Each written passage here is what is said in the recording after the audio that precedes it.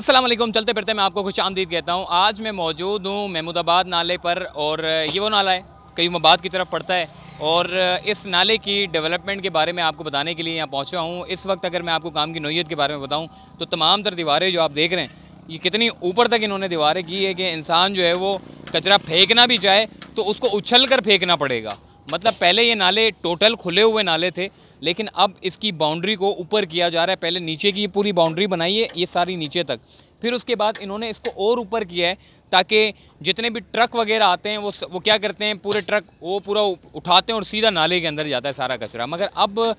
Truck भी अगर आता है तो अफरादी क़ुव्वत के ज़रिए उनको फेंकना पड़ेगा। लेकिन खुशकिस्मती से अब यहाँ पर जो है वो काम हुआ है, तो उससे अब यहाँ पर जो बरसाती नाले हैं वो सिर्फ बरसाती नालों के तौर पर इस्तेमाल किए जाएंगे। ना सिर्फ कचरा फेंका जाएगा बल्कि यहाँ पर जो है वो इंतज़ामिया भी मौजूद रहेगी, सिक्योरिटी भी मौजूद रहेगी ताकि कोई भी यहाँ पर आकर जो है वो कचरा ना फेंक सके। लेकिन आवाम को अपना ख़ुद भी सोचना पड़ेगा कि ये जो नाले बनाए गए हैं ये बारिशों के लिए बनाए गए हैं। अगर आप इसके ऊपर कचरा फेंकेंगे तो आपका अपना ख़ुद का नुकसान होगा। तो इस वक्त जो है वो दीवारें बनाने का अमल इस वक्त जारी है। तकरीबन ये काम यहाँ तक हो चुका है, ये थोड़ी सी दीवारें रह गई हैं, इसको जो है वो मुकम्मल करना है। बाकी फ़ायर स्टेशन तक जो है वो दीवारें मुकम्मल कर ली गई हैं। मुख्तलिफ़ इदारे जो है वो कि जो सरबराहान हैं वो वक्तन फ़वक्तन यहाँ पर आते हैं, चेक करते हैं, काम की नौइयत देखते हैं और उसके बाद जो कि नालों की जो सफाई का काम है उसको भी यकीनी बनाया जा रहा है। अगर कैमरामैन आपको उस तरफ दिखाएं, मशीन जो है वो जितना भी कचरा है उसको ठिकाने लगा रही है। और यहाँ पर कयूमाबाद के नाले पर जो है वो कोई इतना कचरा था, बेहिसाब कचरा था कि यहाँ पर मशीनों के अंदर दाखिल होने की जगह नहीं थी, क्योंकि जैसे ही इंक्रोचमेंट का ख़ात्मा हुआ तो अब मशीनें काम कर रही हैं। कचरा उठाने का अमल जो है वो तेज़ी से जारी है। बरसात होती है तो बरसात में सबसे ज़्यादा मुतासिर यही एरियाज़ होते हैं जहाँ से नाले गुज़र रहे हैं। मगर खुशकिस्मती से जो कि इमरान खान साहब ने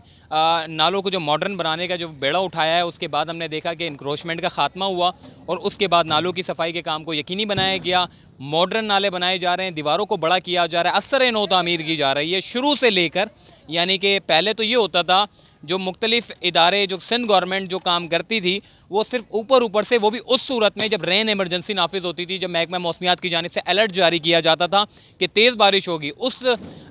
सूरत हाल को देखते हुए वो नालों के सफाई को यकीनी बनाते थे। मगर ऐसा काम करते थे कि ऊपर से काम किया और जी मीडिया डॉक करके बता दिया जी हमने पूरा नाले साफ़ कर दिए हैं। मगर जब बारिश होती थी तो पूरी कारकर्दगी खुलकर सामने आ जाती थी, क्योंकि उसकी बड़ी वजह ये थी इंक्रोचमेंट आपका ख़ात्मा नहीं हुआ था। लेकिन इमरान खान की गवर्नमेंट में हमने देखा कि इंक्रोचमेंट का ख़ात्मा हुआ और नाले को मॉडर्न बनाया जा रहा है। तो आइए चलते हैं मज़ीद आगे काम का जायज़ा देखते हैं कैसा काम चल रहा है।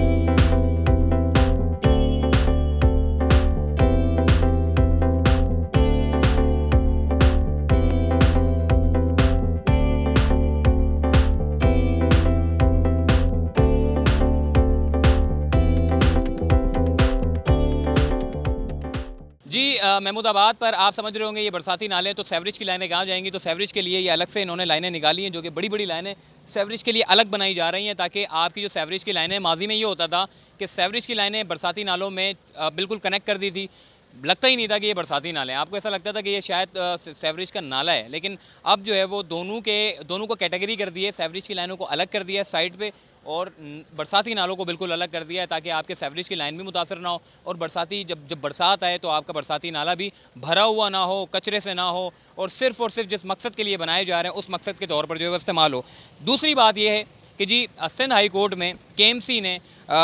जो कि सुप्रीम कोर्ट में अदालत से रुजू किया और KMC के वकील ने शिकवा किया कि जी हम जो है वो इंक्रोचमेंट पर ऑपरेशन करते हैं, जो कब्ज़ा माफिया उनके खिलाफ ऑपरेशन करते हैं, तो वो लोग जो है वो सिंध हाई कोर्ट चले जाते हैं और वहाँ से स्टे लेकर आ जाते हैं, जिसकी वजह से हमारे अपने अफसरान को तौहीन अदालत की कार्रवाई का सामना करना पड़ता है। हमें ये कहना पड़ता है कि जी हम जो है वो घरों को लीज़ मकानात को तोड़ रहे हैं, जबकि हम गैर कानूनी तामीरात को तोड़ते हैं। लेकिन माफिया की जानिब से या फिर वो जो लोग इंक्रोचमेंट करके बैठे हुए हैं वो ये कहते हैं कि जी हमारे घर लीज़ हैं, जिसकी वजह से हमारे बेशतर अफसरान जो है वो तौहीन अदालत की कार्रवाई पर जो है वो सिंध हाई कोर्ट में पेश होना पड़ता है, जिस पर चीफ जस्टिस ऑफ पाकिस्तान ने उनको कहा कि आप इस मुतालिक जो है वो हमें दरख्वास्त दें हम इस मामले को देखेंगे और नेक्स्ट हियरिंग में जब चीफ जस्टिस ऑफ पाकिस्तान जब कराची आएंगे और जब इस केस की समाअत होगी तो उसमें इस दरख्वास्त पर भी फैसला होगा। अक्सर औकात यही होता था कि हम देखते थे कि जो इंक्रोचमेंट को KMC जब साफ करने जाती थी तो उसमें सिंध हाई कोर्ट के स्टे ऑर्डर आ जाते थे, जिसकी वजह से उनको पीछे हटना पड़ता था, क्योंकि अदालत की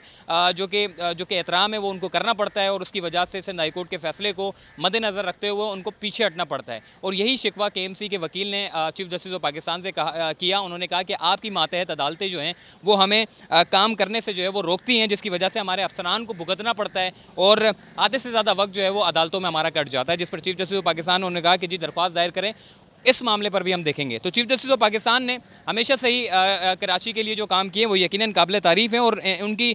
इन अहकामात जो दिए गए हैं वो सादिर हैं और बड़े सदाबहार अहकामात हैं। इन अहकामात पर मुस्तकबिल में चाहे chief justice of Pakistan retired हो जाएँ, मगर मुस्तकबिल में इन अहकामात पर अमल दरामद करके इंक्रोचमेंट का खात्मा आराम से किया जा सकता है। बहरहाल आज महमूदाबाद नाले पर ये सामने आप देख रहे हैं मशीन जो खड़ी हुई है, यहाँ पर पुलिया बनाने का काम चल रहा है। सिर्फ नालों के साथ साथ जो गलियाँ इस तरफ हैं और सामने हैं, इन दोनों गलियों को जो है वो कनेक्ट करने के लिए साथ साथ पुलिया भी बनाई जा रही हैं, ताकि महमूदाबाद नाले पर जो लोग सामने रहते हैं इधर आना चाहते हैं तो उनके लिए पुलिया के ज़रिए यानी कि रास्ता क्रॉस करने के लिए उनके पास जगह मौजूद हो। तो आइए मज़ीद आगे चलते हैं।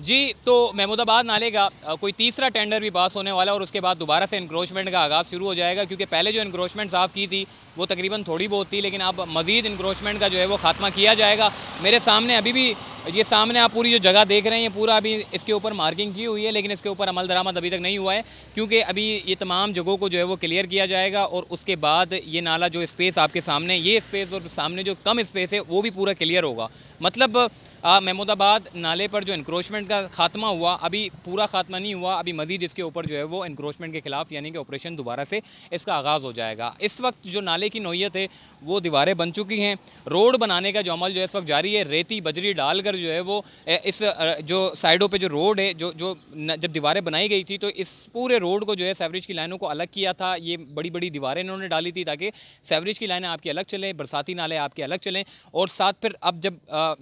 जो दीवारें मुकम्मल हो गई हैं तो अब रोड बनाने का सिलसिला भी जो है वो शुरू कर दिया गया और साथ साथ नालों के सफाई को भी यकीनी बनाया जा रहा है। इस वक्त अगर कैमरामैन थोड़ा आगे लेकर आएँ, थोड़ा नाले की आपको सूरत-ए-हाल बताएं कि इस वक्त आप देख सकते हैं कि ये आपको पानी नज़र आ रहा है। पहले यहाँ पर पानी नहीं बल्कि कचरों के ढेर हुआ करते थे और पूरे ओवरऑल अगर मैं कचरों की बात करूँ तो 10 लाख टन कचरा जो है वो इन नालों से उठाया जाएगा, जिसका बाकायदा तौर पर गुज़िश्ता 2 महीने से जो है वो आगाज़ हो चुका है। नालों के सफाई के काम को यकीनी बनाया जा रहा है, नालों को मॉडर्न बनाया जा रहा है आहिस्ता आहिस्ता, और टोटल ओवरऑल इन पूरे नालों पर जब काम मुकम्मल हो जाएगा 2023 तक का टाइम दिया गया है, ये नालों से इंक्रोचमेंट का खात्मा होगा, रोड बनाया जाएगा, सेवरेज के निज़ाम को अलग किया जाएगा, अंदरूनी ट्रैफिक आपकी जो है जिसकी इंक्रोचमेंट की जो जद में थी, जिसकी वजह से आपकी मोटरसाइकिल नहीं गुजरती थी, रक्षा नहीं गुजरते थे, लेकिन अब कम अज़ कम इन नालों के से इंक्रोचमेंट का खात्मा हुआ तो आपकी अंदरूनी ट्रैफिक जो है वो भी काफ़ी हद तक बहाल हो जाएगी, क्योंकि रोड पर ज़्यादा ट्रैफिक जाम होता था जिसकी वजह से जो है लोग अंदरूनी ट्रैफिक से नहीं गुजरते थे। लेकिन अब कम अज़ कम ये जो आपको स्पेस देखने को मिल रहे हैं ये सिर्फ महमूदाबाद पर नहीं बल्कि गुजर नाले पर, औरंगी नाले पर, जगह जगह ये जो इतने बड़े बड़े नाले हैं ये वफाकी हुकूमत काम कर रही है। और मैंने आपको पहले भी कहा कि बड़े नाले जो है वो वफाकी हुकूमत के अंडर में आते हैं और छोटे छोटे जो नाले हैं जिनके काम को सिंध गवर्नमेंट ने करना है, जो कि मुख्तलिफ इलाकों से जो छोटे छोटे नाले गुजरते हैं, जो ब्लॉकेज हैं जिसमें आपका जो फुटपाथ आपको लगेगा कि ये फुटपाथ है लेकिन वो नाले होते हैं। लेकिन कम अज़ कम सिंध गवर्नमेंट को भी अपना किरदार अब अदा करना होगा, छोटे छोटे नाले की सफाई को भी यकीनी बनाना होगा ताकि कम अज़ कम आपका शहर जो है वो छोटी छोटी गलियाँ जो ज़ेरे आब आ जाती हैं जिसकी वजह से लोगों को मुश्किलात का सामना करना पड़ता है, वो छोटे नालों की ब्लॉकेज की वजह से। अगर छोटे नाले भी साफ़ हो जाएँ तो बड़े नाले तो आपके सामने जी रोज़ बरोज़ काम चल रहा है, रोज़ बरोज़ यहाँ से कचरा उठाने का सिलसिला जो है वो जारी है। 10 लाख टन कचरा उठाना कोई मामूली बात नहीं है। इन कचरे इन जगहों से पता नहीं क्या कुछ निकला है, गाड़ियों के चेचिस निकले हैं, हड्डियाँ निकली हैं, पता नहीं क्या कुछ निकला है। बहरहाल ये जो काम हो रहे हैं ये बड़े अच्छे हो रहे हैं, पुलिया बन रहे हैं, सब कुछ अच्छा हो रहा है। तो कराची शहर जो है वो कम अज़ कम जब बरसात होगी तो आपकी जो कराची शहर पूरा डूब जाता था कम अज़ कम उसमें जो है वो खासा कमी देखने को मिलेगी और 2023 के बाद तो काफ़ी हद तक जो है वो चेंजेस हमें देखने को मिलेगी। तो चलते फिरते को दीजिए इजाज़त, तब तक के लिए अल्लाह हाफ़िज़।